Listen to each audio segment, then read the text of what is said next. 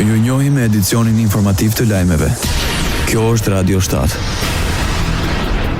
Arrestohet ish drejtori i ndërmarrjes publike shtetërore në Republikën e Maqedonisë së Veriut e Prostemi së bashku me 4 persona të tjerë. Ekzistojnë dyshime për keq përdorim gjatë furnizimeve publike në këtë ndërmarrje. Përveç Rostemit, janë arrestuar dhe Drilon Zymberi, drejtues në sektorin për pagesa të pikave pagesore dhe kontroll, Eyup Latifi, ndihmës drejtor për mirëmbajtjen e rrugëve, dhe Xhemal Bibilovski, pronar i kompanisë së sigurimit. Mbitarë ndojnë dyshimet për keq përdorim për shkak se në vitin 2022 kanë qenë pjesë në shkrimin të marrëveshjes me kompaninë nga Kërçova për sigurimin fizik të 14 pikave pagesore të ndërmarrjeve. Dëmi mbi buxhetin e shtetit arrin në rreth 46.9 milion denar. Prokuroria kërkon paraburgim për pronarin e kompanisë, ndërsa për të tjerët masën e kujdesit.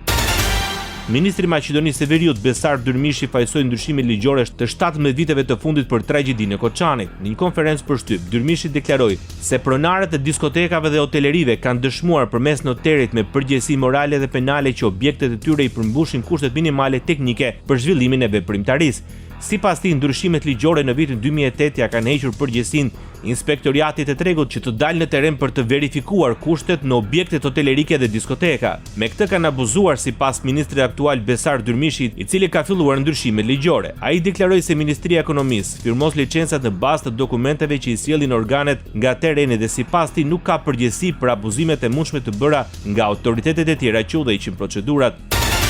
Presidenti i Serbisë Aleksandar Vučić në Beograd me të dërguarin e Bashkimit Evropian në Kosovë, Peter Sorensen, pajisoi Kosovën se po bën pengesa të vazhdueshme në procesin e dialogut. Sipas Vučić, themelimi i asociacionit të komunave me shumicë serbe në Kosovë është parakusht për fillimin e një normalizimi thelbësor të marrëdhënieve. Në tetor të vitit 2023, të dërguarit e atëhershëm të BE-s, SBA-s, Francës, Gjermanisë dhe Italisë i ofruan Kosovës dhe Serbisë një draft statut për asociacionin e komunave me shumicë serbe. Radio 7, zëri pozitiv i qytetit.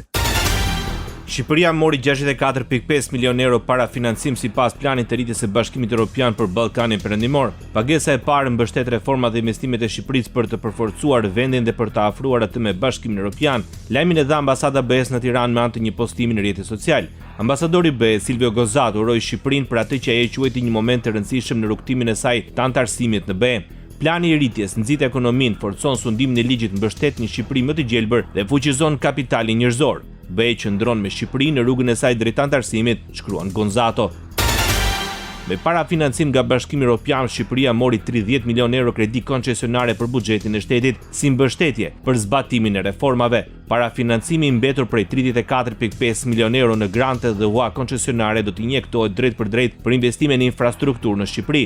Ne vlerësojmë këtë si një shenjë të qartë besimi nga BE në rrugën e reformave të Shqipërisë dhe progresin e qëndrueshëm drejt anëtarësimit në familjen europiane. Ne përqafojmë plotësisht madhësinë e kësaj mundësie historike si dhe angazhimet përpara dhe jemi energjikisht të motivuar dhe të përgatitur për të vazhduar reformimin dhe përmbushjen me zel të kritereve për anëtarësimin e Shqipërisë në Bashkimin Evropian, tha krye negociatoria Malinda Duka.